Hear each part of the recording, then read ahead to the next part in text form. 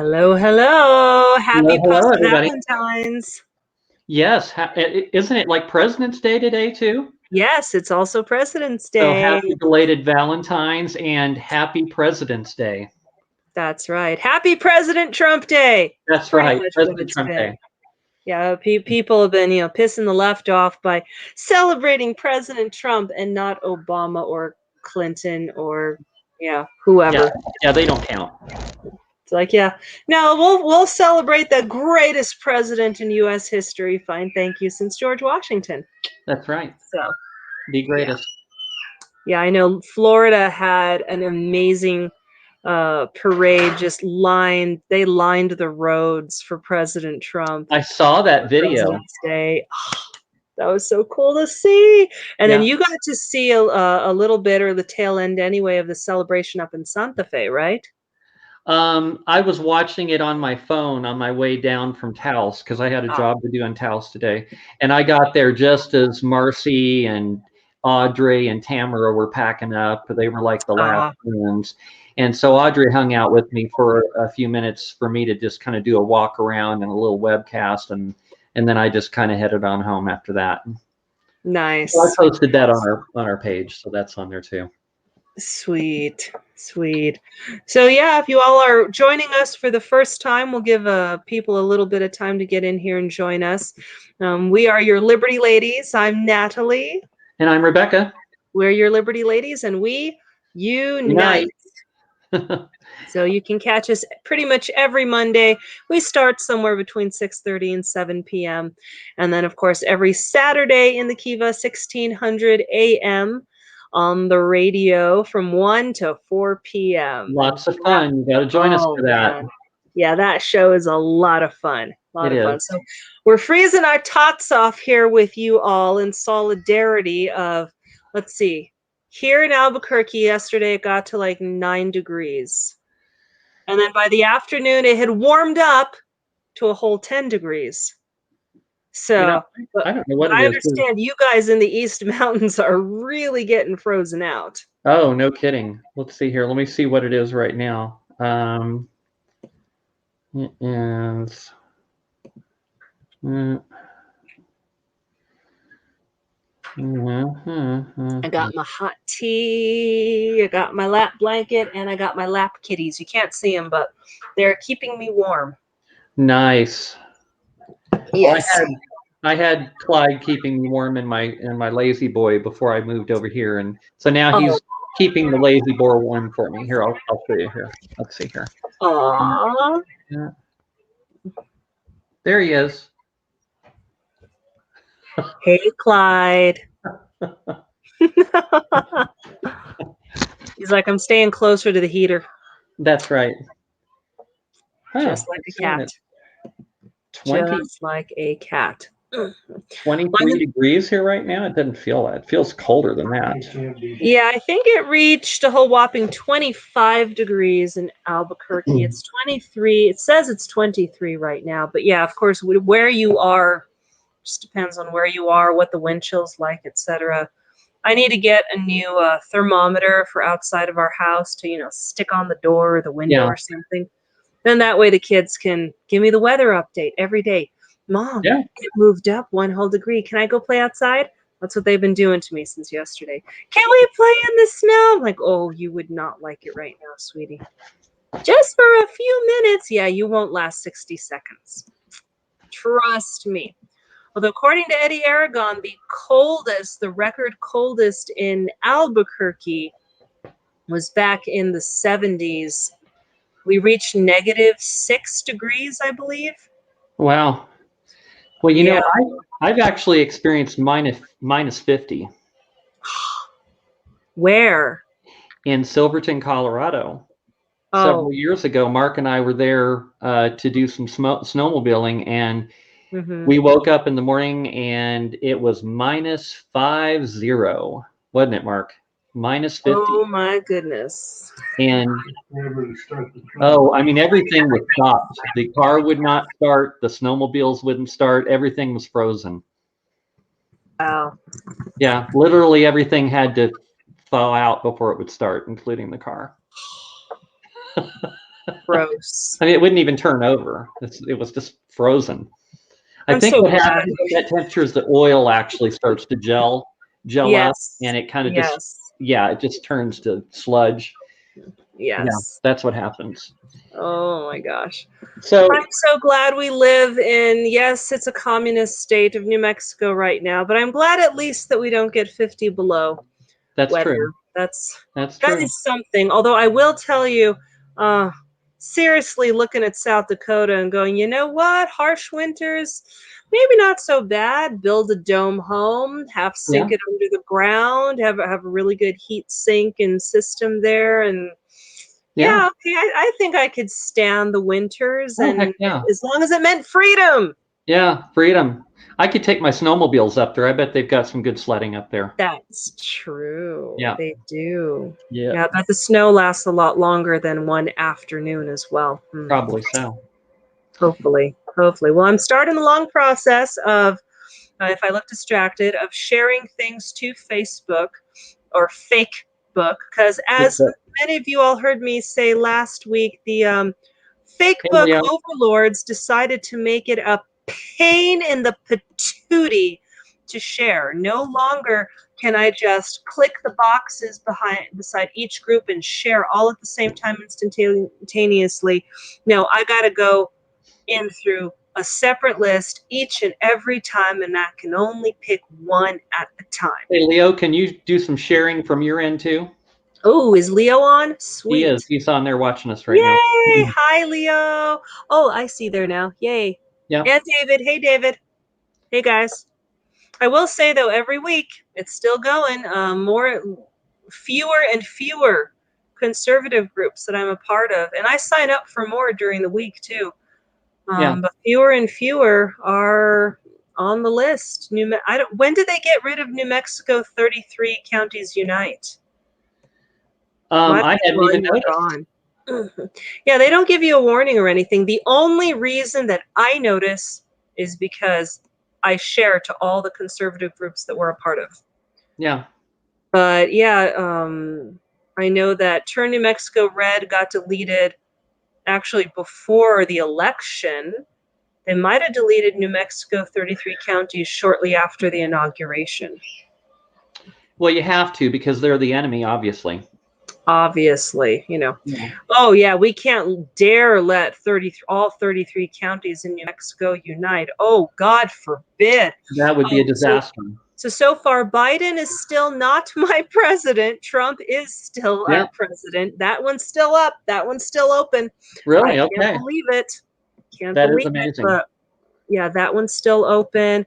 There's a few of the reopened New Mexico groups. I don't know if anyone ever looks at those anymore. I hope they do. All Americans Are Essential, New Mexico Trump-looking rallies. Bernalillo, I've heard Bernalillo County Conservatives is a pretty active group. They're still around. One of the things that someone was saying is, yeah, you can leave Facebook, or every time that they cancel you, create 2 new identities, and every time they cancel your group, create 2 or 3 new groups. Really make them do their work. Yeah.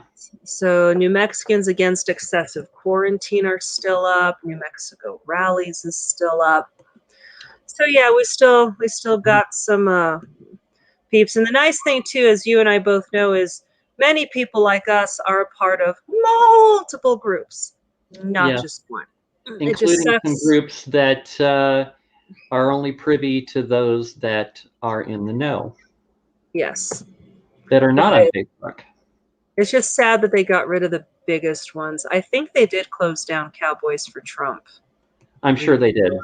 Because, of course, they're criminals. Oh, yeah. By the way, I found out today that Coy is, in fact, back in New Mexico. I heard that. Yes, he got released from Washington. But, of course, was it the governor who said that who's it called? Like our state attorney general, that's it. Hey, Tamara. The attorney general is going to investigate. Hey, Tamara. Yeah, the attorney general is going to investigate Coy Griffin, and a few other people are going to look into him as well. Oh, you mean another witch hunt like they did to our president? Yeah, President Trump. Still my president. Yes, by the Yeah. way, still my president. So, by the way, for those that don't know, Parler is back up and running. Yeah, it is. It is. It is. They We set up are their back. own servers. Yep.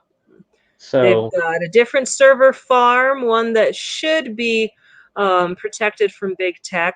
And a little aside from that, when it came out, when their CEO was fired, Chris Matza, some people have been saying, especially with Dan Bongino hey, involved, that Tamara, can you do us a favor and also share this to your Facebook, and says we can, yes, because they're really throttling us, trying to prevent us from sharing this broadcast. So yeah, maybe it'll help them get on the sharing. yeah. So a lot of people had thought that with Dan Bongino on Parler's board, or one of the major investors, I should say, I don't think he's actually on the board, that they should have known better than to trust Amazon. Well, after Chris Matza was fired, the former CEO, then it came out, because, he badmouthed Parler and said, I was the one who was trying to make it a free speech platform, and they were fighting me, and what have you, whatever lies he was spouting. So Bongino came out and set the record straight, and he's like, Chris, you may not want to run your mouth. Otherwise, it's going to come out just who it was that insisted on going with Amazon's server farms, and exactly who it was that was warning you not to trust Amazon. So I think that's one of the reasons why Parler's CEO got fired. In fact, there's a possibility, some people suspect, that one of the reasons it took so long for Parler to get up and going again is that Chris Matza wasn't helping them out any either. That he wasn't, he was getting in the way of things. Okay. So now that he's gone, they're under a new CEO, and week later they're back. So awesome. Totally. So why don't I start with a little bit about my road trip I just did last week, which I could not listen on the radio. Mm-hmm. And the reason I can't is because our dictator communist governor up in Santa Fe might try to shut the radio station down. Yep. So we are, and of course, prisoners. Yes, prisoners in our own state. And of course, let me tell you something that I predicted early last year, when all of this started happening. I said, you watch, what'll be coming is gun confiscation and travel papers. Yep. And travel papers, immunization papers. Travel papers are already in effect in a couple of states already. Now they're calling them health papers, oh gosh, vaccination certificate stuff. That's how they're gonna play it. They're gonna call it, but it's for public safety. Remember when I was talking about Nazi Germany, and they pulled the same BS on the people in Nazi Germany? It was for public safety. That's the excuse they used for confiscating the guns. Now, I actually already used the papers thing in a store in Costco, actually, because, I just have a scarf and pull it up and then let it slip down, and then I just don't care anymore. But yes, someone weeks ago, and what's funny is just how many people don't bug you in Costco. Every now and then someone does. And the one of the times that an old man did, he was one of their taste testers, but of course they can't actually give you anything to taste. So I don't know what they're doing there. Yeah. But he's like, "Where's your mask? Where's your mask?" So I use my grandmother's wonderful accent. Medical. He's like, no, there's no such thing as medical. I show papers. I show my papers at the front. They tell me I'm good. I show my papers. I showed my papers. I show my papers. And he was so dumbfounded. He's like, "Oh, okay." Oh my God, it's amazing how people don't get it. I know. I know. I was watching something the other day, a video that somebody posted where the guy, he was in like a shopping mall or something. And he stopped a couple of girls that were in the shopping mall. They were young girls, like late teens probably. And he asked them, he said, who fought in the Civil War? You know what their answer was? Donald Trump. They honestly did not know about the Civil War. How old were they? They probably looked like they were maybe 17, someplace between 17 and 19. Oh, that's criminal. Can you believe how dumb? We're not learning our own history? No, we're not. And so one thing that I'm going to cover on our radio show on this coming Saturday is I'm going to talk about travel papers. And I'm going to talk about how that came to be in Nazi Germany and how it all worked. There was also a form of that during the Civil War. Speaking of really? the Civil War, I do believe so because, and I have to look on it. I don't know if it was as highly developed as eventually it was in Germany, but I do know that for a while there they tried to stem travel of people from southern states, and people from northern states to southern states, and I want to say, was it The Blue and the Gray? There was a movie where it showed it briefly. Don't quote me on that one. I saw it when I was a kid, and that stuck in my head. So I'd have to look at that. And it might have just been specific states or cities that did that. So in any case, I went to Idaho over the past couple of weeks, and I did not have any travel papers. The free state of Idaho. The free state of Idaho, yes. And I traveled through Utah and Colorado to get to Idaho. Now, think about this. If I would have actually done the whole thing that I was supposed to do, I would have had to quarantine in each state along the way. My trip would have been... For 2 weeks. My trip would have been over a month just traveling. Oh my gosh. Yeah, but don't you know that by the time you came back, the governess did away with the 2-week quarantine, because by that time she'd gone to Washington. Oh, yes. So anyway, so let me tell you about being in the free state of Idaho, okay? And so, for instance, pretty much nobody's wearing a mask. Nobody's wearing a mask, even in the restaurants. The people that work in the restaurants aren't even wearing a mask. And let me tell you a cool thing about when people are not wearing a mask.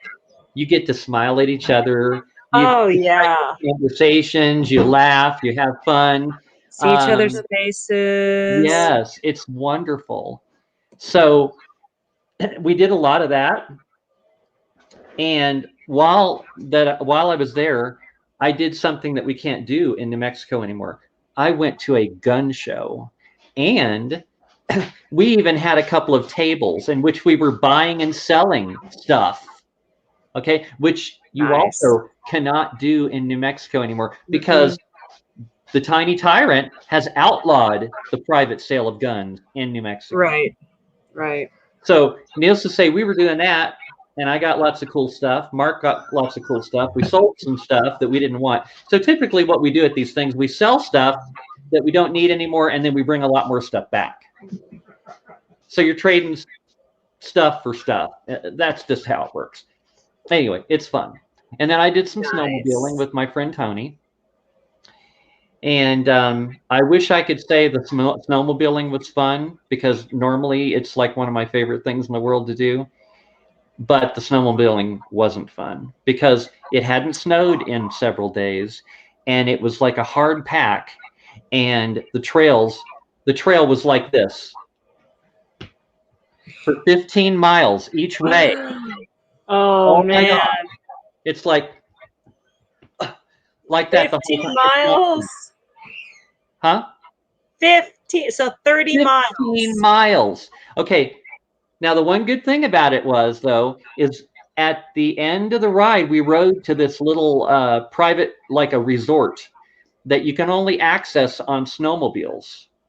So it has a natural hot spring that runs into a big pool, and they have like a grill inside where we had some really awesome bacon cheeseburgers, and then we soaked out in the hot spring for a while because I needed to after that ride. Trust me, I was hurting Right. everywhere. When I got off that snowmobile, I could barely stand up and walk. It was that bad.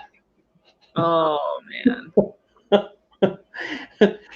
So, but it was nice being away from this awful socialist state that we live in. It's like having freedom and just interacting with people that are also not like living in fear. It was wonderful. Mm. So I don't know. I'm going to stick it out for a while, Natalie. I've got at least a couple years worth of business to do here, and I hope Yeah. to God that we can change things. Well, and we need you to run for something in Bernalillo I County. know. I'm thinking Whatever's about up it. open in Bernalillo County next year. We'll And look they're and see on what's the ballot. available, and we'll Yeah. see. Yeah, because there's sheriffs available next year. I think Derek's definitely running for that, and he might look at some other options. So, but all districts that are odd numbered in the city of Albuquerque are up for re-election. So districts 1, 3, 5, 7, and 9. If you all live in one of those districts or know someone who lives in one of those districts, you need to run. Tamara, what district do you live in?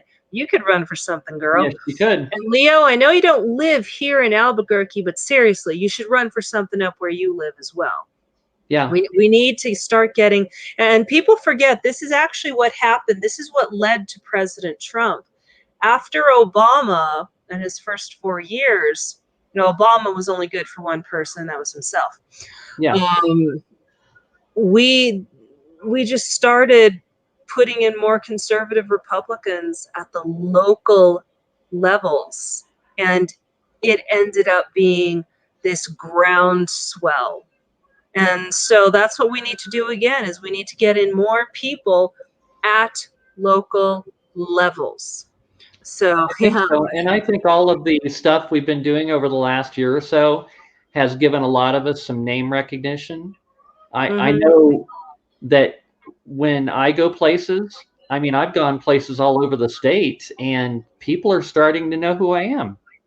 And it's, I don't know, it's a combination of that I've gone to a lot of these events, and then some people actually know me from the radio now. Especially within the events and the circles we run in, and that tend to like the freedom speak, and that like our constitutional rights, Exactly. Like Tamara, we see you, girl, all the time out there. Yeah. Protesting. You joined us on one of those maskless shopping sprees once. Yeah. Which we need to do again soon. Yes. Yes. We need to plan another one. So I wanted to play, since Parler's back, I wanted to play a video from Parler, because, one of the first things that people started doing when we got back on Parler, because, they had people's accounts, but what they didn't have was necessarily all the posts and the videos from those accounts. One of the reasons I firmly believe that Parler was taken down is because of all the footage of the January 6th fiasco that they could not control. Like Twitter takes them down, Twitter deletes them. They're on board with that. But Parler was sharing videos like crazy that proved that it wasn't a riot.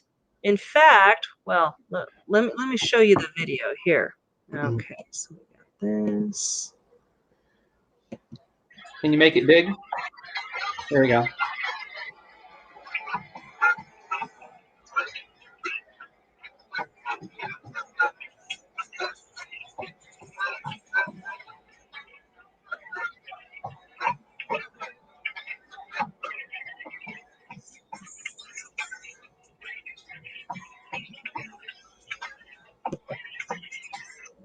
Yep.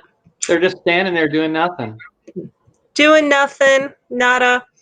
And that guy wasn't the only one by any means. Other people have said that, yeah, we were asking Capitol Hill police and these people dressed in riot gear, even, that looked like they were prepared to handle a riot. Why aren't you interfering? Why would Capitol Hill police just let people inside when they weren't supposed to? And so the videos have been resurfacing, and yeah, people are good and pissed, especially with impeachment 2.0 and now acquittal 2.0. Yeah, this Yeah, president is now the most acquitted president in history. that's true. Most mainstream media likes to say, "Oh, he's the most impeached president in history." Yeah, but he was acquitted twice. Not Yeah, even Nixon was acquitted, people, because Nixon decided to quit. yeah, he quit. He went ahead and stepped down because he thought it Yeah, would be better for the country. He was also fairly sure that it was going to be a bipartisan condemnation in the Senate. So he went ahead and stepped down. you know, But yeah, the thing is about Nixon, it's funny how so many people don't remember what Watergate was all about. right. Basically, what Watergate was all about is that some people, some staff, I guess they were staffers, Yeah. that worked in Nixon's campaign, they broke into the DNC's Mm-hmm. election headquarters and stole information. Okay, Yeah. how is that different than Barack Obama when Trump was running electronically spying on the Trump campaign? Yeah. How is that different? It's just Mm. newer technologies available. That's it. Back during Nixon's time, we didn't have all of that technology. So Obama did the same thing. And Right. yet nobody threatened to impeach Obama for what he did. What he did was clearly against the law. Well, and I forget all the details, but I think with Nixon, I don't think there was proof that he actually condoned what his staffers did. But the issue was that after he found out about it, he didn't come clean, and I believe he tried to hide it. Right. Cover Whereas it. Obama actually orchestrated what was going on in his Yeah. administration. He knew Yeah. about He, all he of it. knew about it and he condoned it. And, condoned not just against President Trump, but also against Mike Flynn Yeah. and Roger Stone and. And. So, yeah. Mhm. So, So yeah, people forget how quickly they forget. Instead, we've been fed this lie, and I even remember believing it at first until my dad set me straight about, oh, Nixon was such a bad president and he was impeached. That means he was removed. Well, no, the House mm, impeached him. Senate never got a chance to remove him. But the real reason that Nixon was impeached was because he was actually a huge threat to Democrats' agenda at the time. In fact, if he hadn't been impeached, hadn't stepped down, um, there's a strong possibility that he might have been able to steer this country in a different direction yeah, before Reagan. He was actually a decent Republican president. And all of that gets lost because even Republicans now, for the most part, are like, oh, yeah, we can't make it look like we're behind Nixon because he was impeached.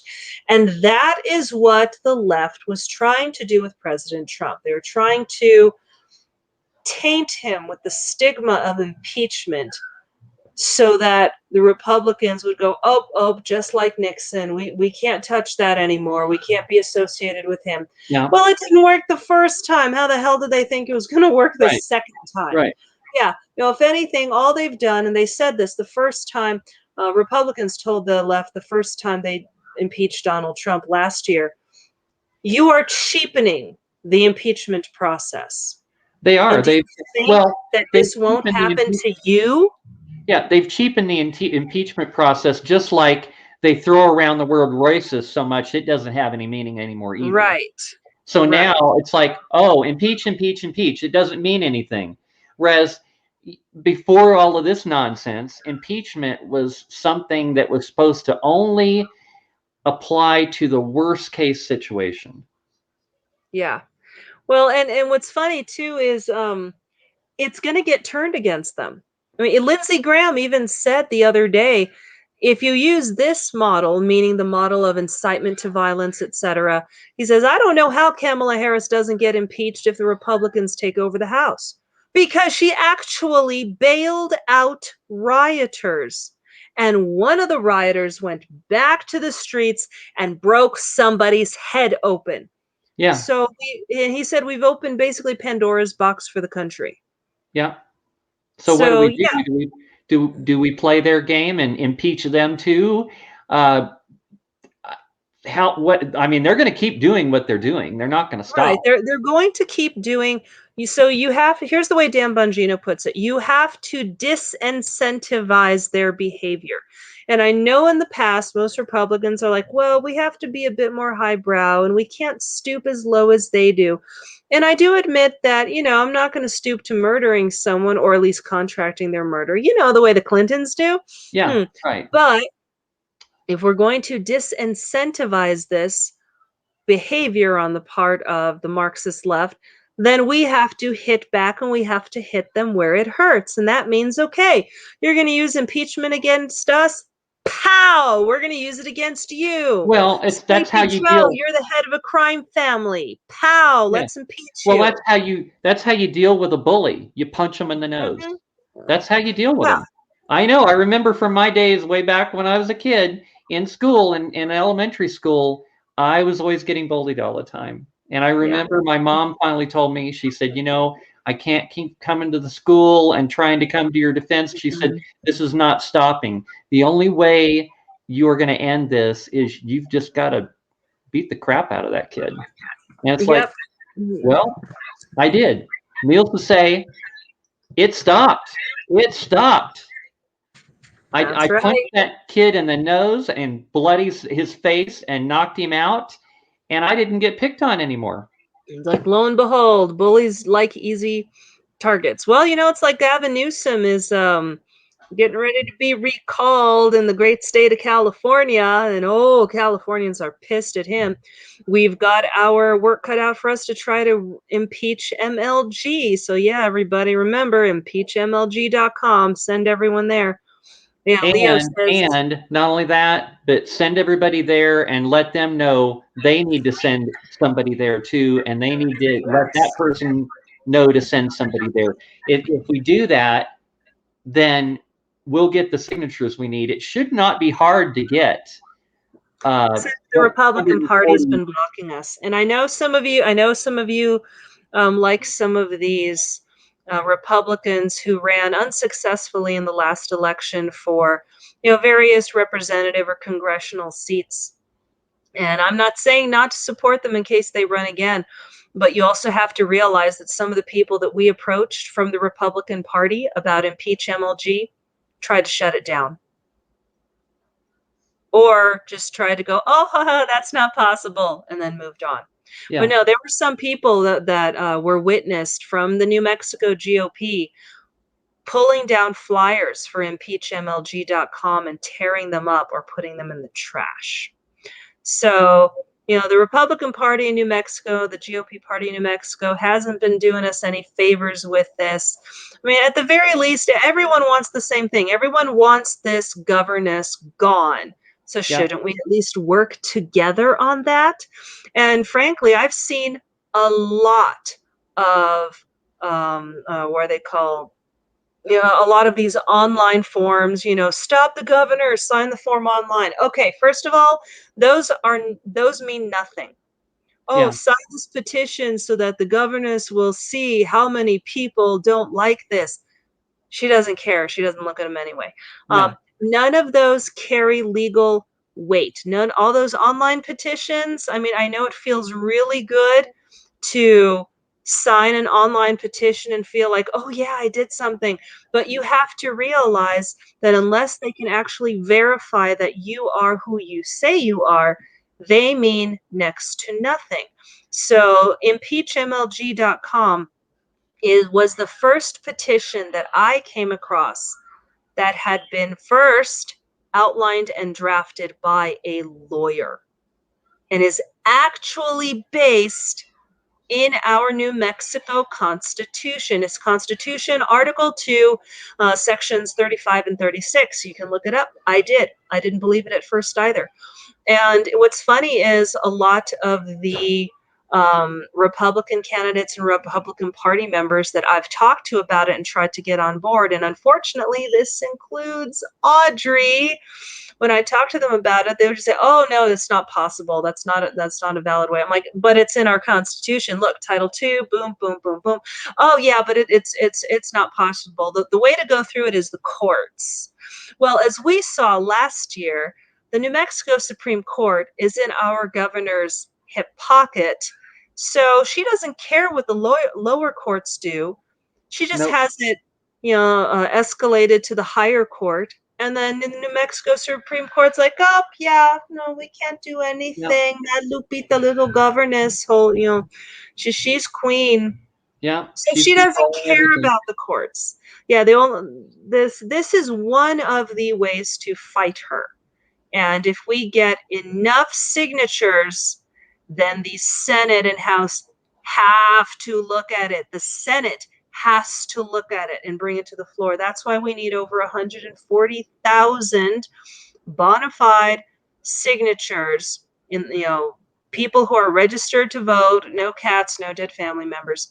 And we need them in order to force the Senate to discuss this and to vote on it.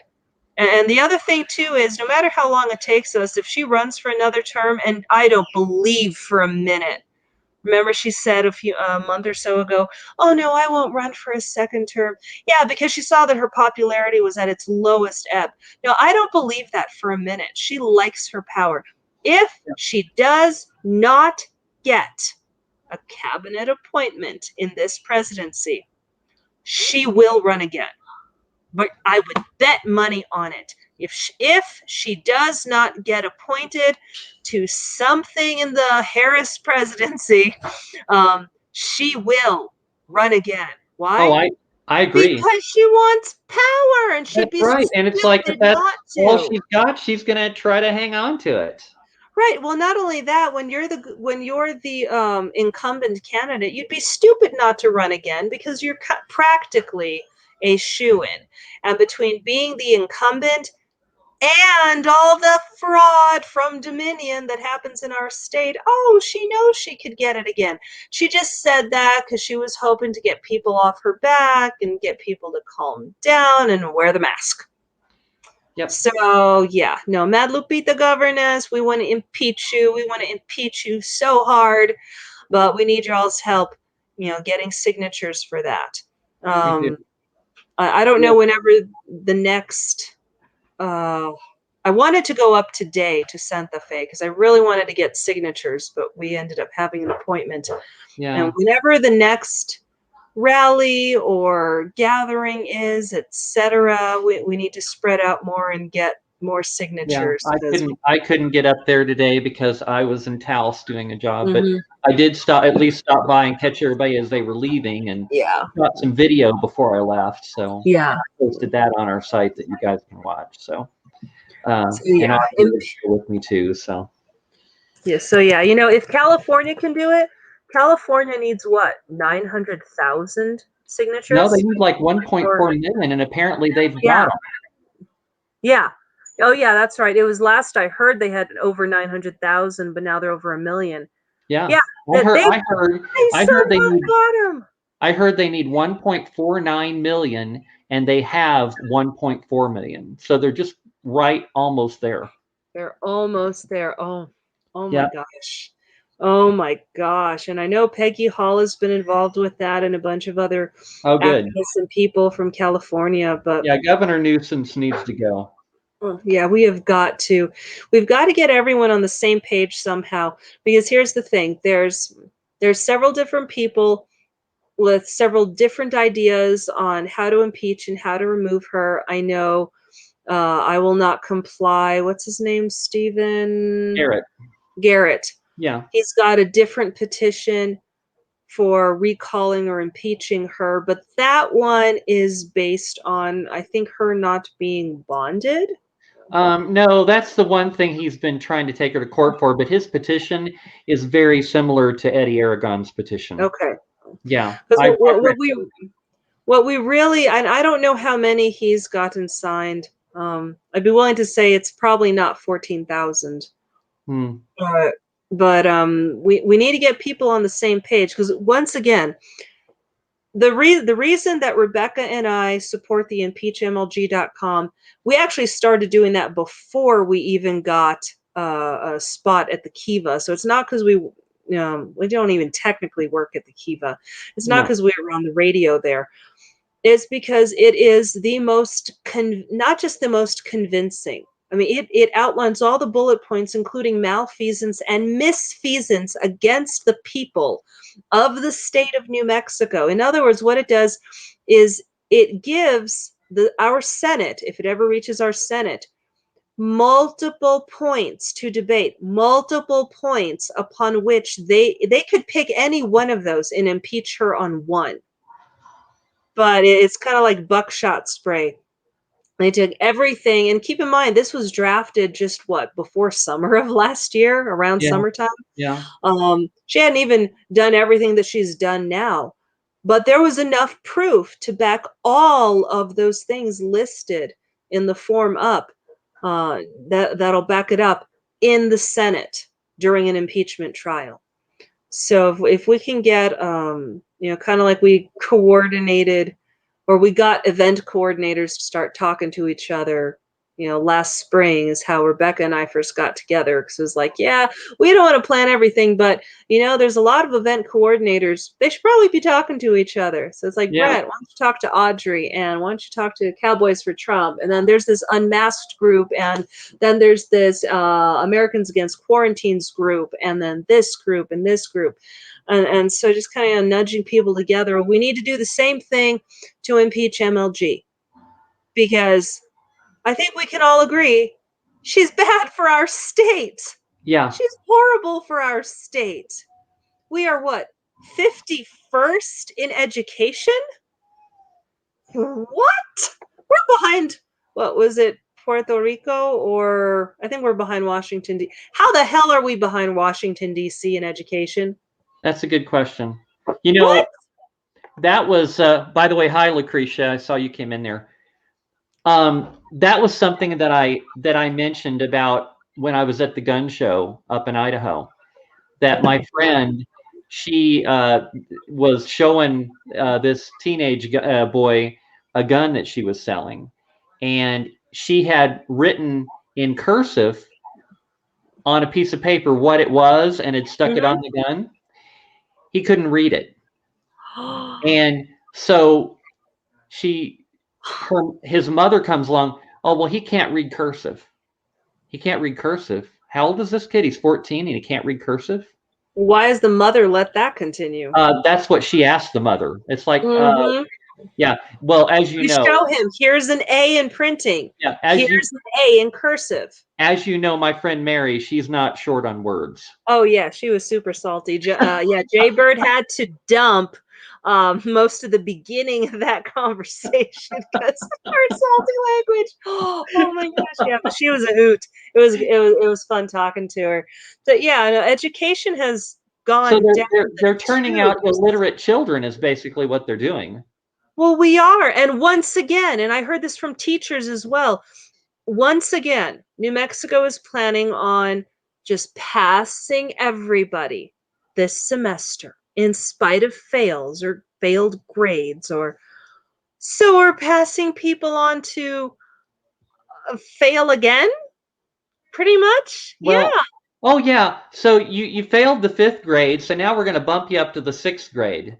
And then you're going to be doing 6th grade material that you should have learned the 5th grade material in order to do the 6th grade material. And of course, you're going to fail that too. So we'll just keep passing you. Of course. Yeah. Of course. Because we can't expect you to pass 6th grade when you really didn't do 5th grade. And unfortunately, at that point, it becomes cyclical and it never stops. A friend of ours has a 15-year-old who could barely read. We're helping out with tutoring him, but he could barely read, and he kept getting passed and passed and passed. And the kid is smart. He figured out also how to survive and how to figure things out auditorily, and even though he couldn't read things.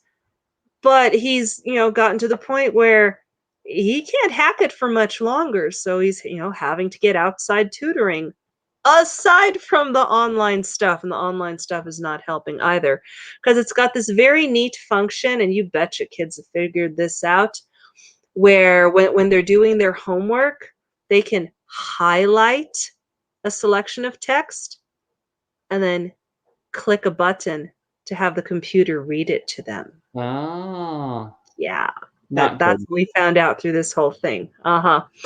So, yeah, so Lucretia says social promotion is at its worst. I Yep. absolutely agree. And Well, he says, "Oh, we don't want them to feel bad." Yeah, Scott Adams had something to say about that. He's like, there was a study done where they found out that if young kids are working on a puzzle and an adult steps in and helps them put it together, the kids are automatically weaker and at a disadvantage the next time that they do a puzzle. If you just let them struggle until they get bored with it, that teaches them to figure it out, and that they can't rely on anyone else to figure it right, out for them. right. Well, how did that need a study to be underpinned Well, as truth? Because the I'm pretty sure problem every parent knows that. the problem we have now is that technology, they're using technology as a crutch. I remember when I Yeah. was in school, okay, calculators were out there. They were kind of primitive back then compared to the calculators now, but Yeah. we were not allowed to use a calculator in school, Nope. period. You go to math class, you learn how to work it out, show your work, show that you understand what you're doing. And that, until I got into college and we were doing stuff that was really just probably nearly too complicated to do on paper, then we were using a scientific calculator for certain things. Right. Now, the only But thing my parents let me use was an abacus, and then either a multiplications table or an addition table, if I had written out the multiplication or addition table myself. yeah, if you'd So written it they'll out yourself. Yeah. Yeah, And actually, for a while there, I really liked, as soon as I figured out what the pattern was in math, multiplication and addition, I actually really enjoyed taking computational paper and just randomly writing out yeah, addition and multiplication tables. It was kind of fun. And then I'd start identifying the patterns, and that's why they let me use those to figure out math and stuff. They're like, no, that's fine. That's essentially what a calculator does, but you need to be able to see that in your head to do the math in your head. see, when I was in school, we had to memorize all of those multiplication tables. Yep. That was actually, I specifically remember that. That was one of my assignments. Like each assignment, we had to memorize another multiplication table, Mm-hmm. and we had to do that. And now I've always been a visual learner, so Yeah. that was always difficult for me memorizing those multiplication tables. So what I did was I figured I can do math in my head. I see it in my head. And Yeah. so I calculated. I can do multiplication up to a few digits at least Mm-hmm. in my head. Um, and so I learned how to do that. And it's like I didn't really memorize the multiplication tables. I kind of figured out how to do them in my head. Yeah, well, the reason I used to And I write do them it out was fast. the reason I used to write them out was to memorize them, because we're supposed to Yeah. memorize them also. And so then I would just write them out. But one explanation perhaps for why education has taken such a downturn is this. So, yeah, Oregon is leading the way once again into the great unknown reaches of educational improvement. Not. Math Math is is what? racist. Yeah, so Oregon is pushing this idea, and they are encouraging their teachers to dismantle white supremacy. So here's the thing: a pathway to equitable math instruction. Ooh, equitable. They love that word. Yes. Dismantling racism in mathematics instructions. And then the little part underneath here says exercises for educators to reflect on their own biases to transform their instructional practice. That's the Doesn't most it just make ridiculous you want crap to I've ever heard. vomit? I just want to vomit. Now, it gets better or worse depending on how you look That at is it. crazy. This whole thing is insane. It's so much propaganda, claptrap. Yeah, Well, make sure you culturally save this stuff, Natalie, because since we didn't cover homeschooling last Saturday, we got to do it this coming Saturday. oh yeah, just Yeah. education in and of itself. So that And this is this great. this yellow box here, guiding principles, culturally relevant curricula and practices designed to increase access for students of color. Wait, are you saying students of color are dumb? Cause That's what it sounds like to me. that's racist. Yeah, promoting anti-racist mathematics instruction. Pretty sure my mom and dad were acing their math classes without any help from white people. And yeah, in case anyone wondered, yeah, my mom's Hispanic / Mexican and my dad's Filipino. Well, So yeah, but Natalie, they're not supposed to be able to do that stuff because they're not white. I know, right? Oh no, it's a good thing nobody told him, because my dad might have had to go for a PhD in that case. But yeah, so letter to reader. Oh God, I don't even want to read that. Deconstructing racism, critical praxis, calendar before the school year. September. Okay, so September. Who are my students? Who are your students? Really? No wonder these kids don't know who fought the Civil War and they're illiterate. They're learning a bunch of garbage instead of actual useful stuff. Well, and this thing is even targeted towards the teachers. Who are my students? What am I teaching? I'm sorry, I thought you went to freaking college to figure out what the frick you're gonna teach the freaking kids. Yeah, What? you think? Ah! Oh, okay, and this one, November. Oh, and they give you a month to cover each of these, or to think on each of these. How am I authentically including Black, Latinx, and by the way, I don't know a single damn Latino who calls themselves Latinx. That's stupid.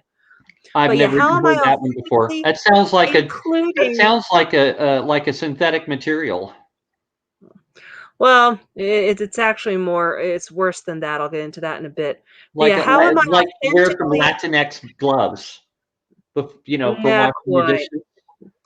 But yeah, how am I authentically including Black, Latinx, and multilingual students? We live in a multi-bilingual state. We've been doing this for years. And then the next one, December. How did I learn math? Oh no, now they're going to deconstruct how you learn math and tell you every single aspect of that was racist. Racist. Exactly. Racist. Okay, well, how do I teach math? And I don't even have to read these chapters. I could barely stomach the opening to tell you that what they're going to do in each one. How do you teach math? Okay, well, if you've done X, Y, and Z in the past, then you need to realize that X, Y, and Z are racist letters, and we need to use something a little bit more inclusive because A, B, and C are going to feel left out. Yeah. Huh. How do I track what students know? Don't you give them grades? Don't you have a freaking transcript that you fill out? Oh my gosh. How do I engage students in learning? Again, Oh, here we go. you went to school for this. Duh. So look at the comment from Lucretia there. I love it. Always know from what point of view any book is written. Yes, probably. Ooh, yeah. I wonder if this has the name of the author. That would be funny. Okay, this is my favorite, the last one. How do I dismantle power structures in the classroom? You've told me so much. You've told me how racist my upbringing was and how racist I am to teach math this way. So, how do I dismantle the power structure? Yeah. Yeah, that's what I want to do. Just, vomit. Yeah, pretty Okay, much. who wrote this piece of trash? I wish that I could find this book, physically find this book, and then just use it for toilet paper the next time we go Yeah, camping. the article itself is racist. Yeah. Yeah, Oh yeah. Oh it's yeah. it's saying that if you're not white, then you're not as smart. Mm, there we go. Says it Yeah, all. We live in a toxic culture. yeah, Toxic, don't you know? Hmm. We're discouraged from seeing it. So not only do we live in a toxic culture, but if you don't see that we live in a toxic culture, well, that's a sign of a toxic culture. Really? hmm Huh. Okay. Yeah. So much claptrap. So yeah. You should much save that for Saturday for sure. idiocy. Oh yeah. I've got a group of tabs labeled education. I've got that stuck in there. Nice. Okay, so the Latinx. The reason that they've started saying the word Latinx is actually pretty nefarious and offensive. As a partial Spanish speaker myself, I say partial because I'm not fluent. I can understand some of it and I can say some things, but the Latin languages, what is the inherent problem that the left has with the Latin languages? Anybody know this?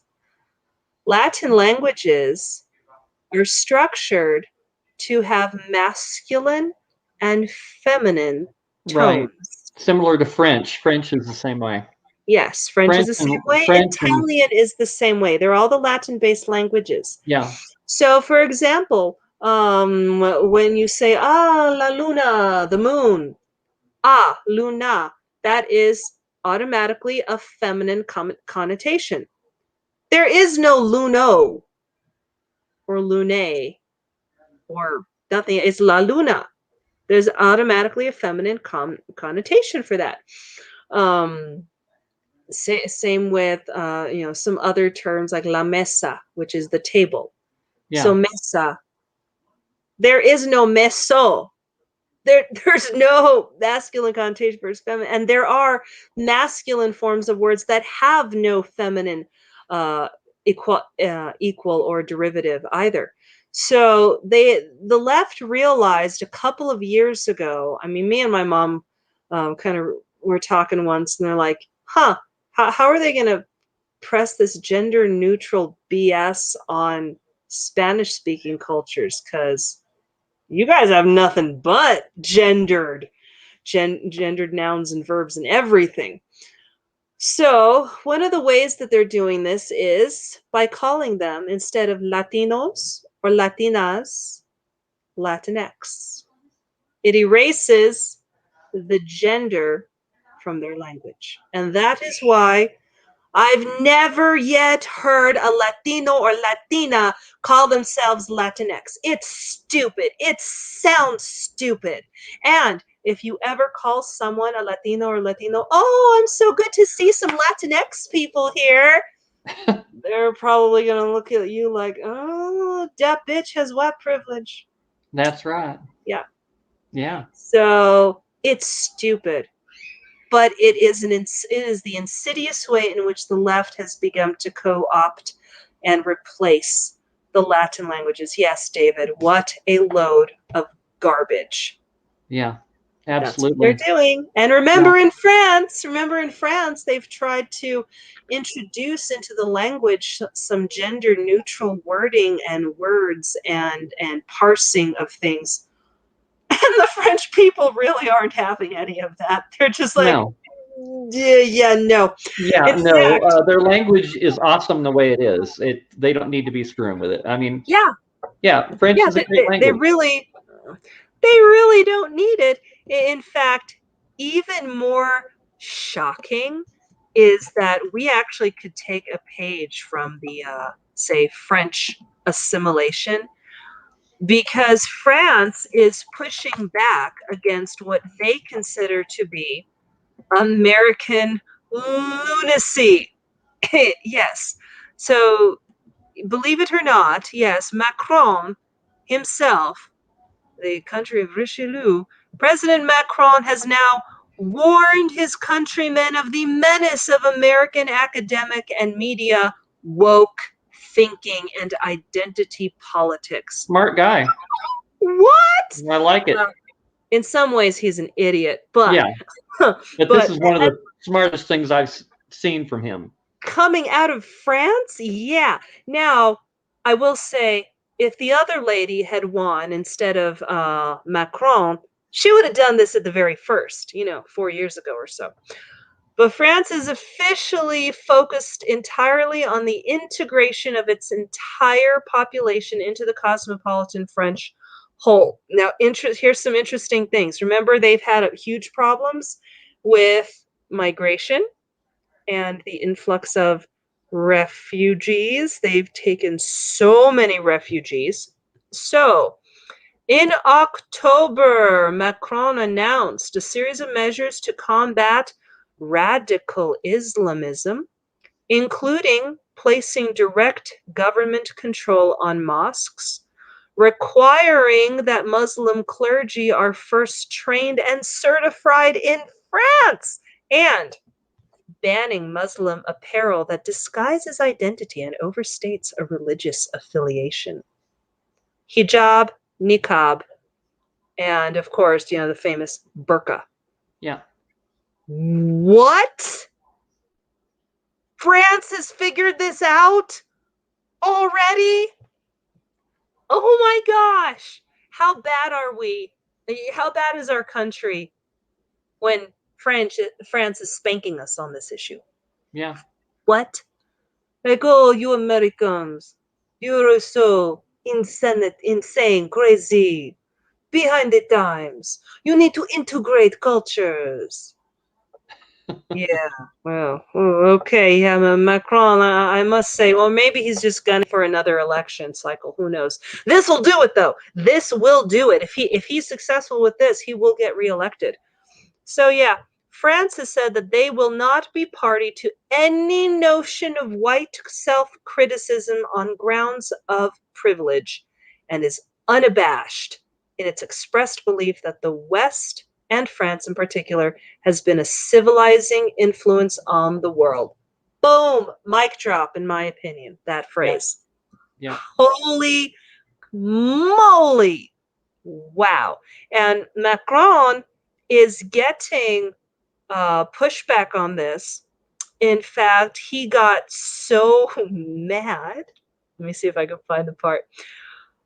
He got so mad at, I believe it was the Times. Yeah, the New York Times posted something, or not posted, they actually wrote up a piece on this criticizing him.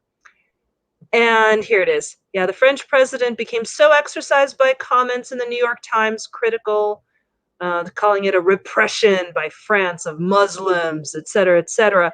He telephoned and upbraided a senior Times officer for misrepresenting his policy of universalism, which he declared to be the unification of all citizens, regardless of their ethnicity or sectarian attachment. He told off the New York Times. Yeah. And Good. on Somebody the needs to. phone, face to, not face to, voice to voice. Yeah. Oh, well, when you a year ago, if you told me, oh yeah, you'll be praising Macron by next year, I'd be like, yeah, not going to happen ever. Okay, I stand corrected. I have Yeah. been corrected now. This did it. Yeah. Wow. Yeah. Holy moly. Thank you, So, friends. so Lucretia, in response to your comment there, that's a problem everywhere. And Oh, basically, the reason that's a problem is because it has nothing to do with governments or anything like that. Just has to no. do with people. People are afraid of things they don't understand, Mm-hmm. and that's always been the case. Yeah. And I think people are far more understanding of things that they don't understand than when I was a kid. I remember when I was a kid, that there was still there was a lot more racism when I was a kid than there is now. Yeah. And like When I was growing up, there were certain words that were used against people that were black that were pretty common back then that mm-hmm. are almost extinct now. Yeah. So we constantly make progress on these things, and it's like one of those things where sometimes it just takes another generation or two. Yeah, and the thing is, progress and change have to happen slowly for Yeah, them to be healthy. You're yeah, never going to erase something that's bad by tomorrow or even in 1 year because people are generally resistant to change.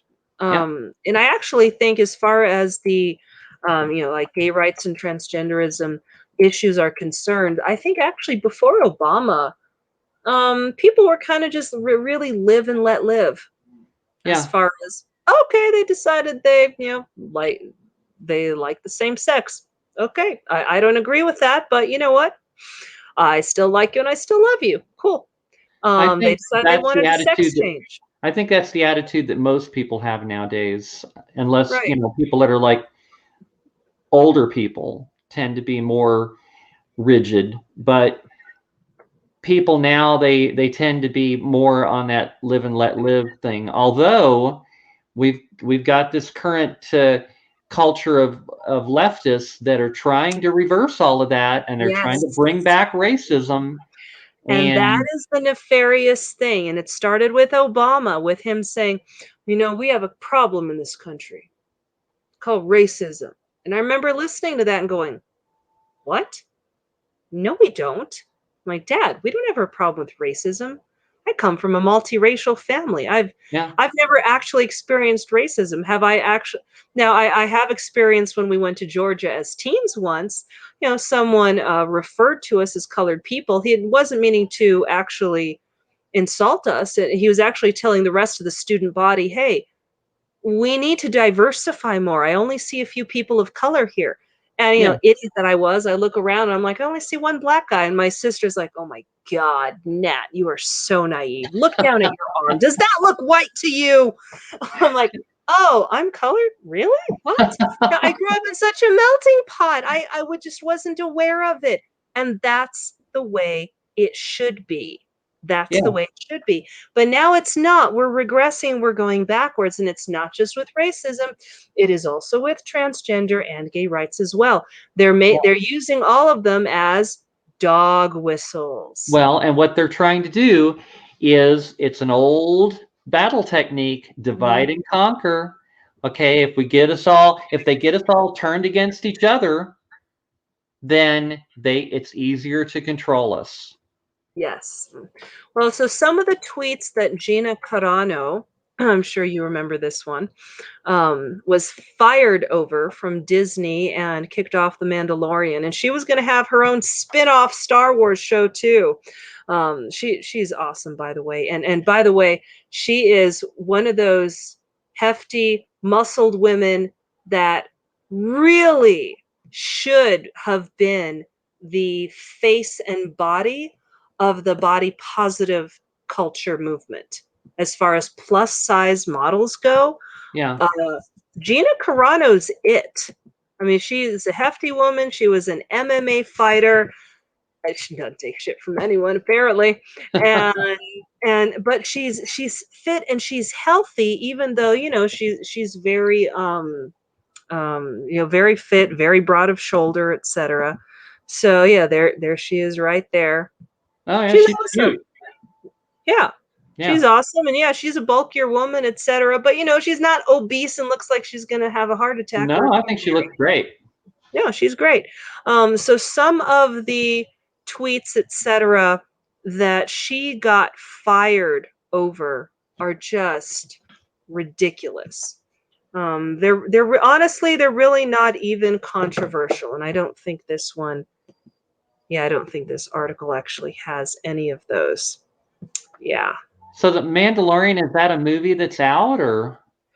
Oh, it's on Disney Plus. It's a TV series about a Mandalorian bounty hunter. Okay, and it's on Disney Plus? Yeah, it's on Disney Plus. And here's the bad thing. It was the only good Star Wars thing to come out of Disney. Yeah. The only good one. So let's see if I can't find the images of some of her tweets, because really, here. So here's one of her tweets.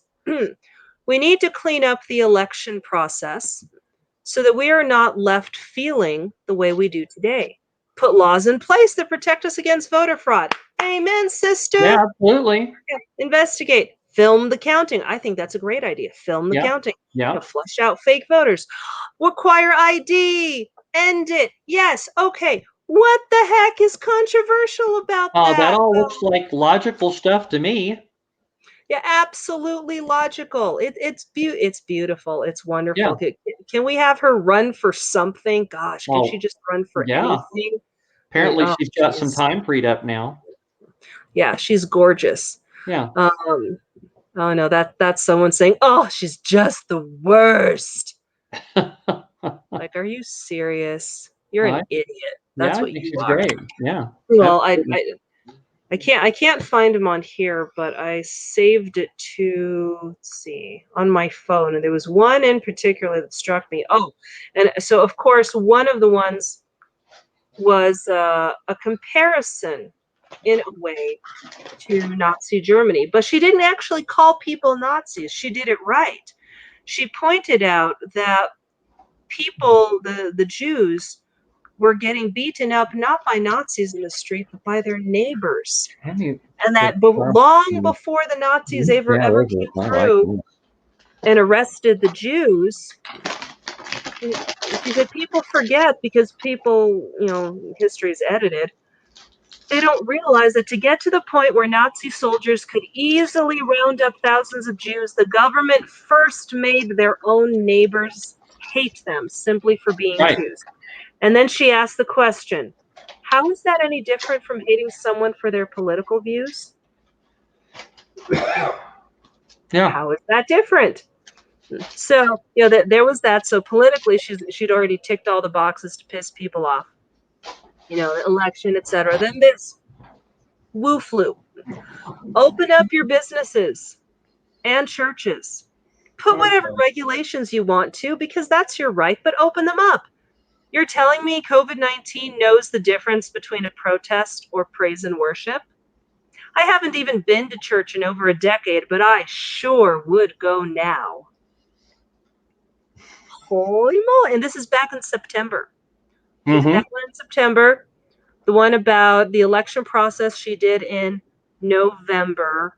I think the one about the Jews was the last straw. That was the latest one. But then here's one also from September.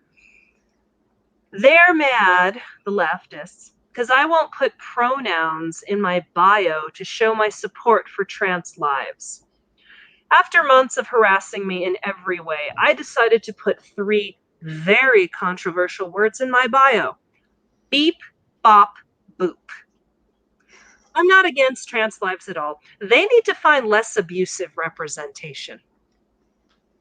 And see, that's the thing is before Obama and before this whole movement, etc., gay men in particular, and I listen a lot to Milo Yiannopoulos on this, were actually quite happy in that they were just being left alone.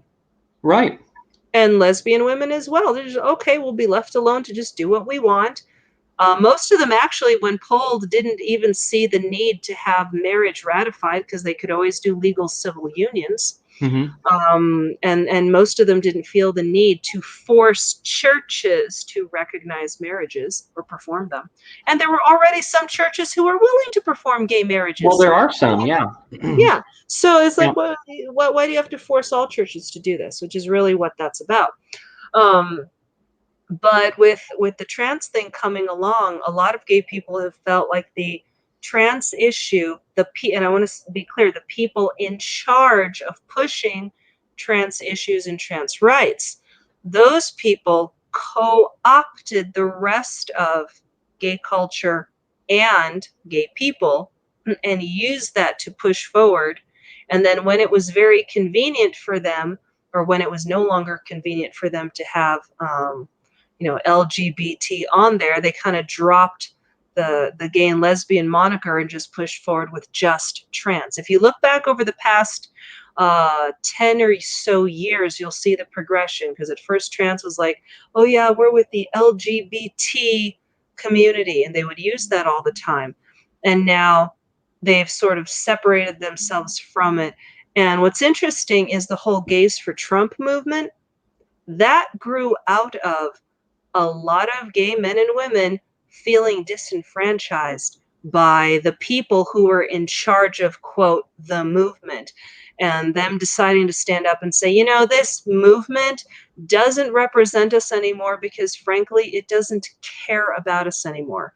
And I would even say that the whole trans movement politically, again, not the people, but the political trans movement has done more to harm trans people than Well, yeah, I anything think previously. what happens is if you try to jam something down people's throats, Yes. you're just going to make them push back and make them angry. Right. Just People are like going to be all, just like no. if you want to confront somebody about something, you don't immediately like jump on them and get them on the defensive. You Right. get them on the defensive, they're not going to hear anything you're saying. Yeah. So yeah, unfortunately, the race baiting done by the left, they love to accuse Republicans and conservatives of race baiting, but they're the ones actually doing it. And it was so funny. Scott Adams, who I love to listen to him because he's very logical. He has some really good thought out arguments. I don't always agree with him. And he has this thing where he often disagrees with Tucker Carlson, but then, damn it, I have to admit that he's right an awful lot of times. And one of the things he had to admit recently was that the left accuses everyone else of doing exactly what they're doing. And it was so apparent during impeachment 2.0. They accused the president of cheating. They're accusing the president of inciting violence. But then here came all the proof that the left does it themselves. And Scott Adams is like, I hate to admit that Tucker Carlson is right, but damn it, he's right. The left accuses people of what they're doing. And Scott's like, and I don't want to believe that because logically, I don't understand it. I don't understand how that's effective. I don't understand. And I'm thinking, Scott, I need to send you Alinsky's Rules for Radicals. Yeah. But yeah, he tends to have what's the word? He gives a bit more benefit of the doubt to leftists, which isn't necessarily a bad thing. Well, the thing is, the left knows that they're going to have a complicit press and media that is going to twist everything and try to make it look they're going to make it one-sided. They're going to do that. And they know that that's going to happen. So they can pretty much think that they can say whatever they want, and the media is going to suppress anything that would make them look bad. Right. Yeah, such as being all on board with the hashtag Me Too train. But then your campaign gets busted for being misogynist towards women. Oh, and the latest thing to come out of the White House press. So remember when Biden had said, oh yeah, once I'm in the White House, if anyone talks, down to the press or treats them badly or treats a woman badly, that's it. Fire him on the spot. Well, apparently someone on the White House press team talked down or kind of condescendingly or maybe treated a few female journalists badly, or at Right. least I heard about that. icky. And Jen Psaki was asked about that, and well, President Biden has said he would fire them. So did he fire them? No. Well, President Biden wasn't apprised of this situation, but we went ahead and suspended them for a week without pay. What? Oh, did Biden make that? No, no, no. President Biden wasn't briefed on this. I made that decision myself. Big faux pas there, girl. I mean, Yeah. okay, at least she owned it, but oh, you just said on national television that you didn't want to bother the president with this. Now, the jokes flying around about this are precious because some people are saying, well, of course they didn't want to tell the president about this because he'd have said, bring that guy in there. I want to shake his hand. And then ask him if he sniffed her hair. Yeah. It was like, yeah, they probably wanted to keep Biden far away from the female press corps problems as possible. Yeah. Yeah. So no, the hypocrisy is rampant and rife in the left because they think that they can use whatever tool that they want, and generally they're somewhat successful against us, or really against anyone who opposes them. And they think that they can use any tool and any reason and then get away with murder themselves, which, yeah, as we know, they probably have gotten away with actual Yeah. murder. I'm pretty sure they have. Seth Rich. Yeah. Yeah. Yeah. Seth Rich. That's I can't. If something like that happened to, I don't know. If I just think the whole thing is so suspicious, and they just swept it under the rug.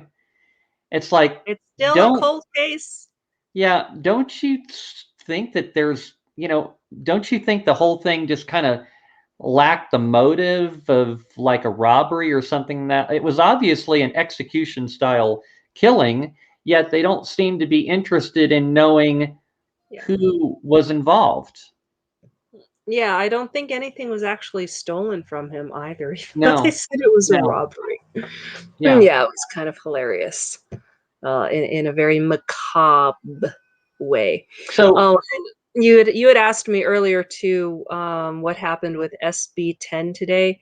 oh If yeah, anyone knows, let me know because yeah. New Mexico legislature did not update the website. Not exactly surprised.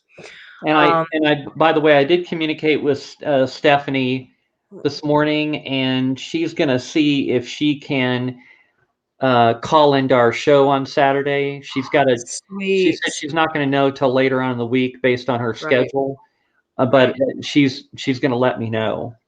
But Okay, great. I really wanted to talk about this gun control thing, and there's something else that I'm planning on doing a little bit of investigative reporting on myself. I'm gonna Mhm. see if I can. But I saw this article today on how Biden has called on Congress to restrict gun ownership. Oh, He is lordy. he Here we is go. trying to get the guns confiscated, and says here urging Congress to strengthen existing laws concerning gun ownership. And then that article I showed you last Saturday, that for some strange reason the Chinese Party, the Chinese Communist Party, the CCP, seems to be interested in Americans owning guns. Well, why would they care?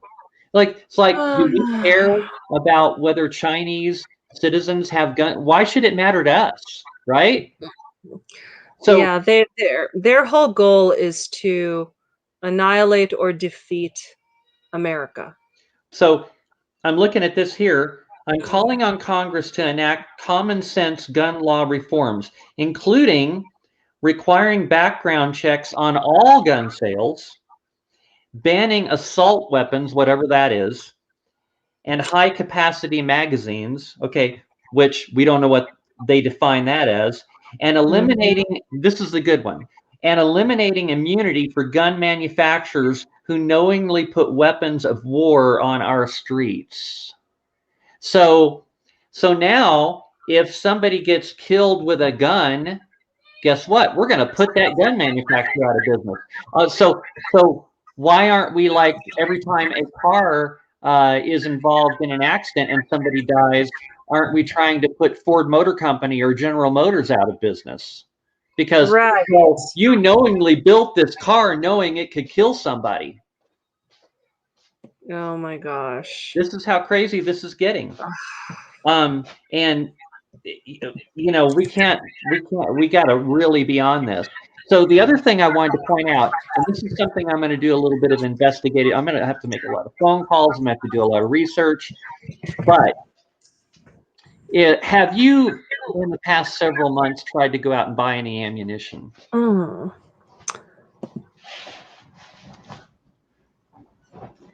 Sort of. Okay. If you haven't, you're going to be very, very surprised when you do try to go out and buy some ammunition. Okay? Because anywhere you go, and this is not just in the state of New Mexico. I discovered this on my trip in Idaho. Okay? This is everywhere. This is everywhere in the entire country. You go to any place, like you can even go to Sportsman's Warehouse, which they just stockpile tons of ammunition there. Or you go to even your smallest little gun store, or you even go to a shooting range where you can buy ammunition so that you can use it at the shooting range. Okay, there is none at all. Bare shelves, totally empty. And if you go to the gun shooting range and you don't have your own ammo with you, guess what? You're not going to get to shoot. Right. Because they do not have any. And it's like if you ask any of these places that sells ammunition, you get the same lame excuse. They say, they'll give you an excuse like, oh, well, we get it, but we always sell out of it. That is such nonsense. Okay, because let me tell you something. I know several years ago. Well, some places have been selling out of them. And this whole thing with ammunition, Rebecca, started at the beginning of Wu Flu. Well, it's actually been going on up and down, up and down. It always gets worse when the Democrats threaten to ban guns and ammunition. But at the beginning of Wu Flu last year, it started to get particularly bad. Ammunition went up to premium prices, and then it began to get really, really hard to find them, especially in storefronts. Gone. So here's the thing. It is true that they're selling out. One of the reasons that they're selling out, and by the way, this happened under Obama. Does anyone remember the great shortage of 40 caliber ammunition? Yeah. Back in 2008? Yeah. Mark remembers. Yeah. That's because somehow the federal government, through many different federal departments that don't even require or provide handguns. They were buying ammunition up. They bought up over, I think the number was 8 billion rounds of 40 caliber ammunition, which at the time was enough to shoot every man, woman, child in the U.S. 8 times. Right. And it was specifically 40 caliber. Right, and they were dropping off supplies of ammunition to like office buildings. It's like, and people are saying, well, what are we going to do with this? We don't even have guns. Yeah, like, you know, the administrative offices. Yeah, administrative offices, Department of Sewage. What? HUD? Huh? Yeah. Well, so a similar thing has been going on as well. And we got this from someone who kind of has some inside information with specifically the manufacturers of ammunition. So in order to get federal permission to manufacture and sell ammunition, actually anything relating to guns, you have to first sign this agreement that if the federal government decides to put in an order, federal government's order jumps to the front of the line. Yeah. They get basically first dibs. Kind of makes sense, especially in times of war. Except there was no, except in time of war clause type thing added to it. So the government has been buying up ammunition. It's not even making it to the shelves. It's not even making it to the retailers. See, that's what I've been expecting. What the retailers have been getting is a lot less than they're used to, and the demand for it is way higher than it's ever been before. And by the way, it is not just Republicans or conservatives or Second Amendment loving people who are buying ammunition among the populace. It is also leftist groups that are buying ammunition. So, something to think about. Here is something that and this is what you just said. This is something that I have been suspecting. I have been suspecting that the government is, since they're having a hard time taking away our guns, that they're saying, oh, what we'll do is we'll make it so that they can't get the ammunition. So the government will just buy it all up and stockpile it and keep it away from us. Yeah. Now, luckily, a lot of us have plenty of ammunition because we've been buying it for years. And some of us know some people. Yeah. Yes. Yes. That's why I said sort of, because Yeah. any purchases nowadays are going to be creative ones. Yeah. So I don't know how much longer this is going to go. And I was gonna make a lot of calls, and I'm gonna find out. It's like, well, yeah, I'm gonna get to the bottom of it. I'm gonna talk to some people. I'm gonna get some actual numbers, because, I remember several years ago when we still had gun shows in New Mexico. Mark and I went to the gun show, and literally there were people there that sold ammunition. You could literally go in there and buy cases and cases of ammunition. Yep.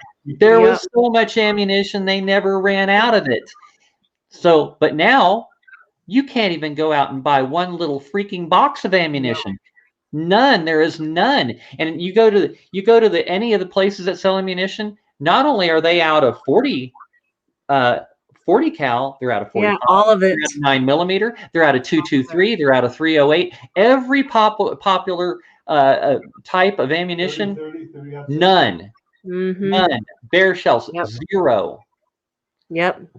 And when we went to the gun show in Idaho, there was ammunition at the gun show, but it was not ammunition that was like fresh from the manufacturer. People were actually selling some of their excess ammunition. Oh, wow. And they were selling it for a premium price. And getting it easy. And they sold Mark brought some of a little bit of excess ammunition so that he could have some money to buy some other things. Right. And he sold it all. It went like so fast. And then another thing that went like completely is there were a lot of people at the gun show selling various different types of handguns.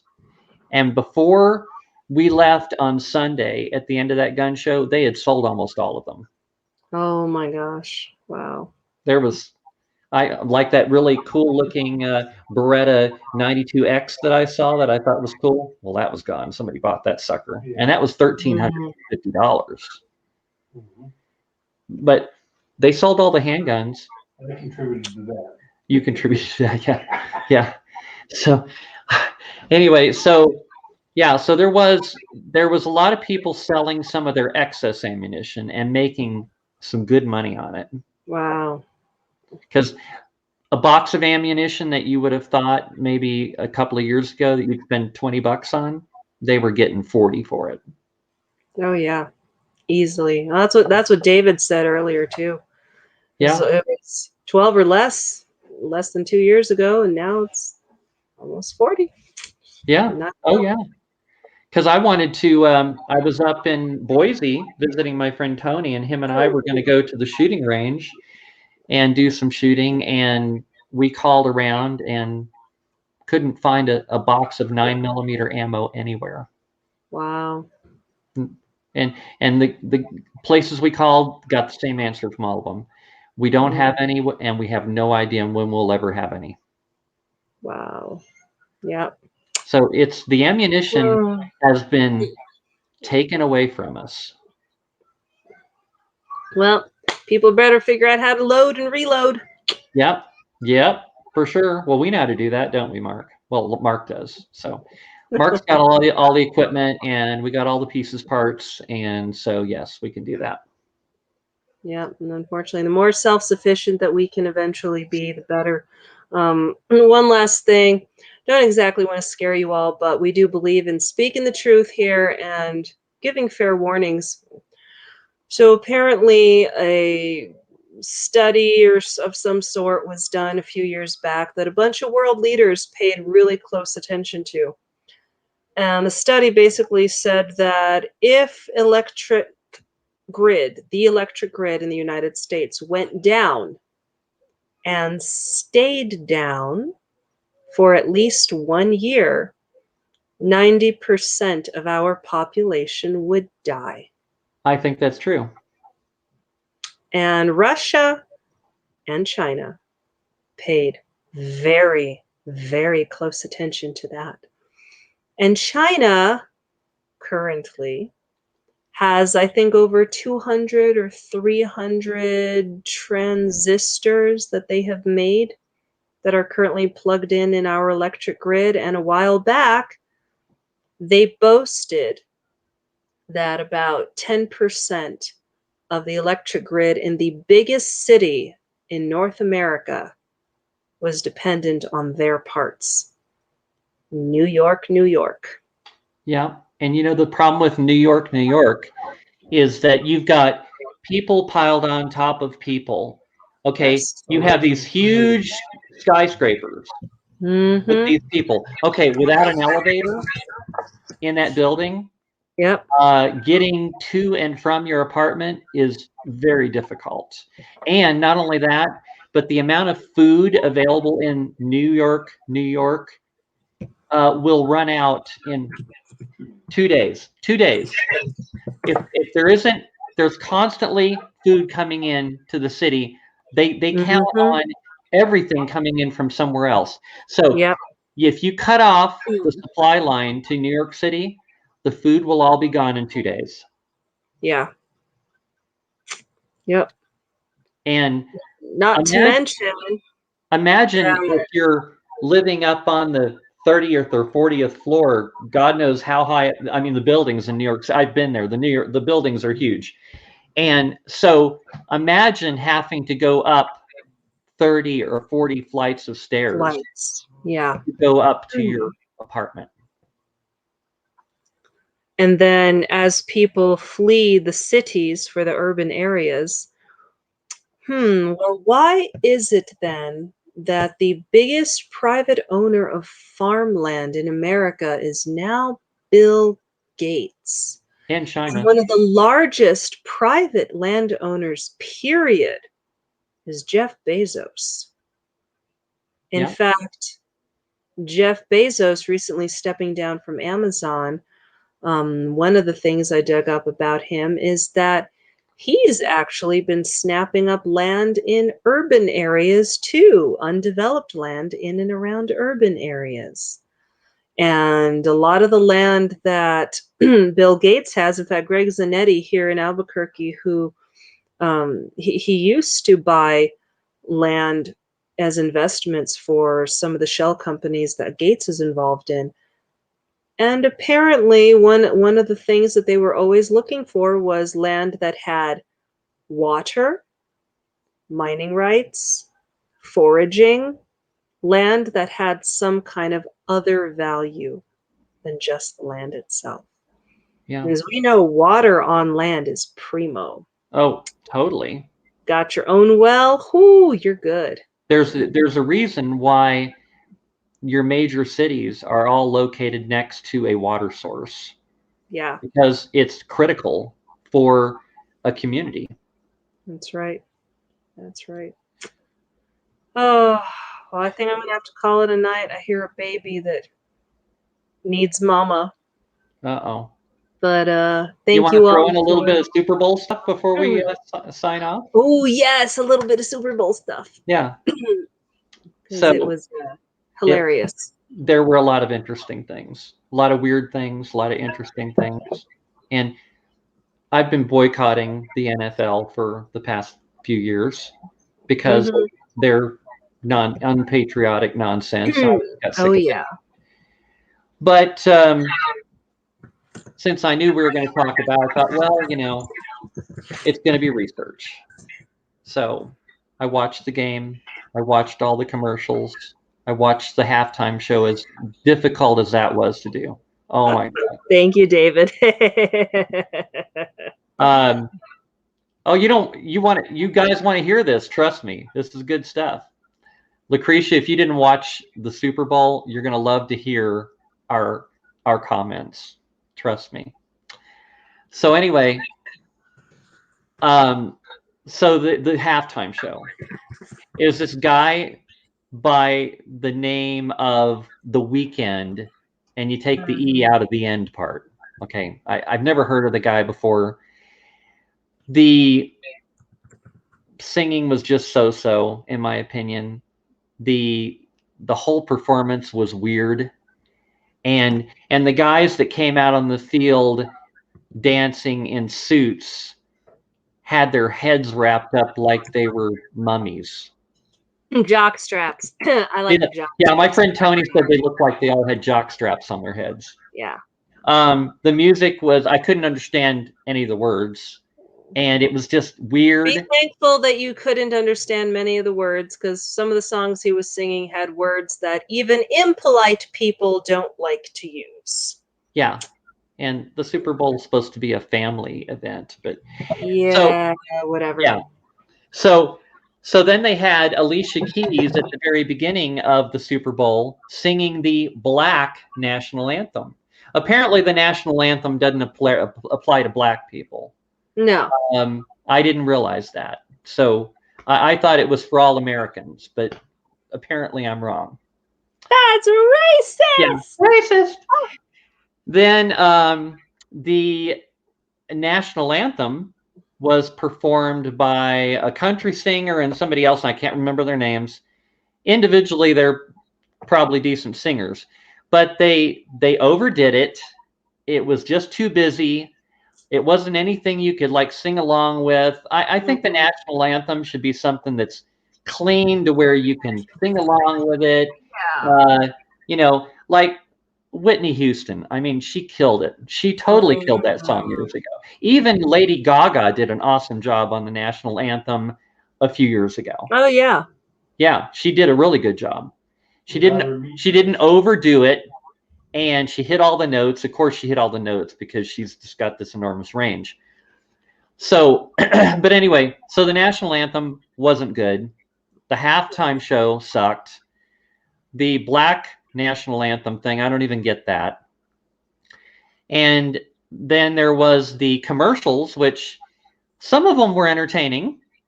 I like the one with oh God, what's the guy's name? I made a note of it here. Matthew McConaughey, where he was flat and he was two-dimensional. And he was going through this, and it was just really cool. And then there was another one with Mountain Dew where it kind of looked like something that you might experience if you were like on LSD. Well, one of the ones that I know you didn't quite get to see because you watched it after the fact, after this commercial had been taken down, was the commercial for Jeep that included Bruce Springsteen. Yeah, that I never got to see.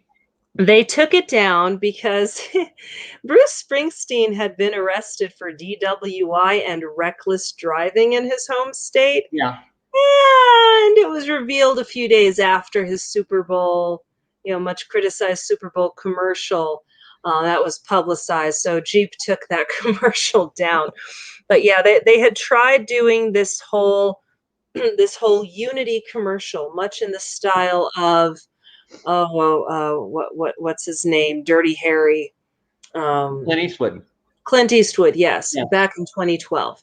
Very nice, a very unifying, let's come together, America. We can beat this. We can do this.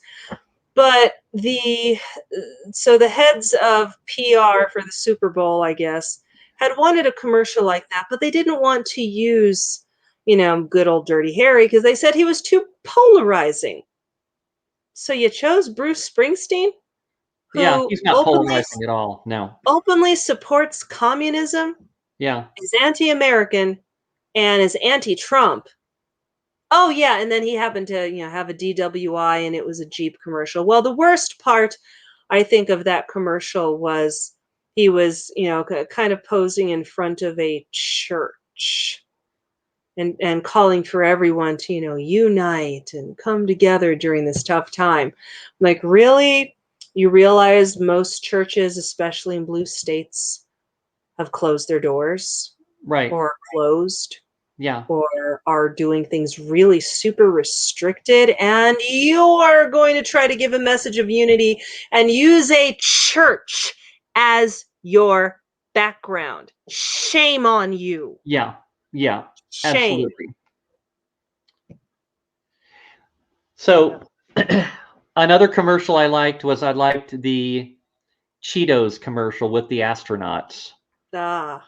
where they had splashed down in the ocean, and the guys at Mission Control were so busy eating their Doritos. Was it no Pringles? Pringles. It was a Pringles. They were so busy looking at all the different Pringles and eating the Pringles that they literally, the astronauts got old out there waiting for someone to pick them up. Oh my And they God. come out, and then a ship comes by, and they're thinking, oh, this ship's going to pick us up. Well, the ship was having the same problem. The people had Pringles, and they were so busy with their Pringles, they just sailed right on by. And so you got these couple of really old people sitting out there in their capsule, stranded out in the ocean in their space capsule. Oh my gosh. And then there was the let's see, the Doritos commercial, where the woman, she's trying to hide the fact that she's taken the Doritos, and every time her husband accuses her of, did you take my Doritos? And she turns out, wasn't me. And they're playing that song, it wasn't me. And orange stuff around the edge of her mouth. And at the end, she said, wasn't me. And she's got orange stuff around. Oh, yeah. Okay. You know And what that Wasn't Me song was really about, right? it wasn't me. Yeah. No. What was it? It's about a guy who keeps getting busted cheating on his girl. Oh, well, so she was cheating by stealing the Doritos. Yeah. Yeah. That makes it even funnier. Yes. And Well, then there was the Alexa commercial, where the woman, Oh, she's boy. looking at the Alexa in the store, and they're talking about, well, imagine the Alexa Oh, this was Jordan. with Michael Jordan. So she'd say, Michael B. Jordan. yes, Oh, I saw and that one. Oh, that's just and her husband is like, creepy. who's that? It's like, can you say creepy? So that was Oh kind my of fun. gosh. Yeah. So Interestingly enough, what people did not see during the Super Bowl commercials would be Ford and nope, Coca-Cola. right? Nope, no Ford and Coca-Cola. Coca-Cola were two big names, and there were others too, that decided to hold back and not advertise during the Super Bowl this year because they thought, well, trying to please everybody and then dealing with the backlash when, you just don't get it right. Right. They decided not to do that. I don't blame them. So Yeah. So then we get to the actual game. Okay, so the stadium was mostly filled up with cardboard cutouts, which, okay, whatever. So there's the game. Now I'm pretty happy that the Buccaneers finally won. Well, they finally got to a Super Bowl, and they not only got to a Super Bowl, but they won a Super Bowl, and they played really good. Tom Brady kicked butt like he always does. He did. And I thought it was kind of neat that the Buccaneers won, because I used to live in Tampa Bay, and I remember when the Buccaneers first started playing in Florida. And apparently very rarely does a team get to play the Super Bowl in their home city. Raymond James Stadium right there in Tampa.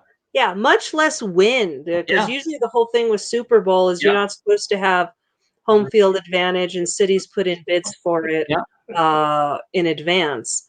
But the whole thing that I was just kind of tickled with afterwards is, of course, the left couldn't be happy for Tom Brady winning his 7th championship ring, which is amazing. No, they had to politicize it and make it racist. White privilege. Yeah. Well, yeah, him just winning this in Black History Month, it's kind of white privilege, Yeah. huh? Or I don't know, a white quarterback beating a team with a black quarterback during Black History Month. That's just kind of racist. Right. They should have just gave them the game and said, "Hey, listen, it's not Right. right for us to win, so we just got to give Right. it to you guys." Yeah. So, And um, then, you know what? Honestly, I think that's the last Super Bowl. it might be. That is the last It was, Super Bowl. If there's another Super Bowl after this, they're probably going to be shams. But this was probably the last Super Bowl, the real competition yeah, ever to be played. yeah. I don't know that the NFL is going to recover from this. I think I that don't they've think they're done ever. so much over the last few years that it's like they've literally been trying to destroy themselves. Yeah, I agree with you, David. Professional sports is a joke Yeah, these I days. agree.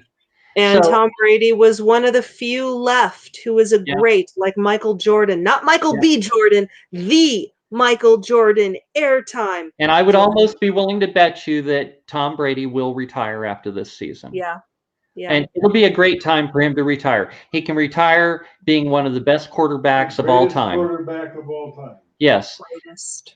the The greatest, greatest. the greatest quarterback of all time. It's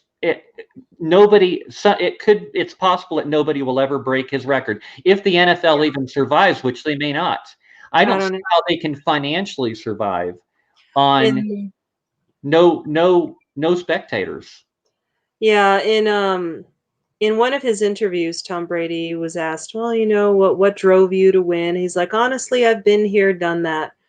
Yeah, I've got the championship rings and I've got the experiences, but my teammates, the coaches, the team has never had a championship experience, and I really wanted that for them because now no one can take it away from them." yeah, And what's right. weird is I could swear that I almost heard him say that there wasn't going to be another chance for a championship. I could swear that that was something he kind of wanted It's to say. possible. It's possible. I mean, there were so many things about it that were just so bad Yeah. that, yeah. And I felt Mahomes. That's how you pronounce his Mhm. name, I think. Um, he seems like a really nice guy, and I felt bad for him that it just wasn't working. He Yeah. had nobody to pass to. The offense in Tampa They Bay could was not so get it good. together. I mean, they sacked him like 3 times, and if you looking around, there'd be nobody to throw the ball to because Tampa Bay's offense were just on him, every time. And I felt kind of bad for that. You could tell he was feeling pretty beaten down by the time the second half came around. Well, the NFL as an organization may be just fine because technically, I'm not sure if you know much about how it's structured. It's going to be the teams and the stadiums that fold and go under because they're the ones that actually have physical skin in the game. The NFL only owns one thing, the trademark. Yeah, That's it. And the teams pay a premium to be under that NFL trademark. And of course, if you buy a jersey or some kind of paraphernalia or merchandise with the NFL logo on it, well, a good part of those royalties go to the NFL because it's got their trademark on it. yeah, So the NFL, and my husband has pointed this out to me for years, all they own is an idea. They don't own stadiums. They don't own physical property, technically. They don't own a team. All they own is an idea, a trademark, and they have made billions off of that. yeah, So, unfortunately, yeah, the NFL is probably not going to make as much money, but it's going to be the teams and it's going to be the stadiums that go under. Not in Green Bay, however. In Green Bay, John was watching something the other day with Green Bay, and he said the stands were full because Green Bay owns that team, baby. Yeah. The city owns the team, and the city owns the stadium. See, that's the thing I So- didn't understand about why they had all the cardboard cutouts in a stadium in Florida. Florida's Right. fully open. Okay, so why wasn't the stadium packed? Could they not sell the tickets? I don't know. It's whoever owns the team and whoever holds the say-so over the stadium. That's their call. Yeah. And keep in mind, just like you experienced in we've experienced in other states, even states that don't have mask mandates, you still have corporations who are trying to impose mask mandates Oh, like corporately Best Buy, for they're all like their the stores. worst. Yeah. Best Buy and Target are a couple of the worst places. Yeah. And I won't do business with either one of them anymore. Oh yeah, we haven't gone into Target since they opened up their bathrooms to whomever and wherever. It's like, I don't feel comfortable sending our kids into the bathroom there, so probably shouldn't shop there anymore. Plus, they've become total mask Nazis. Oh gosh, yeah. Even in the state of Idaho, that's completely open, has no restrictions or mandates whatsoever, the Best Buy is forcing people to wear a mask in a state in which masks are not mandated. They need to sue. People need to sue. Yeah. Oh, they better sue the pants off Best Buy. Whoo! Public place of accommodation with publicly posted hours, and you're making medical determinations without having a license to practice medicine, and you're impersonating a law enforcement officer That's and right. trying to enforce a law that doesn't even exist and is in violation of multiple civil rights actual laws that are on the books, and you're being medically discriminatory per civil rights title 3 or title 2 1967, and of course then your HIPAA rights, your FERPA rights if you have a family, and oh gosh, ADA and ADAAA title 3, just to name a few off the top of my head, and there's more. So people need to be sue happy. And that's the other thing too, is we need to use the weapons that the left has been using against us, because hey, there's more of us. File a suit. And don't just roll over and give in. Just push back. Push back. Do your due diligence and realize, even people who work in virology labs and with immunizations and make immunizations, they don't wear masks.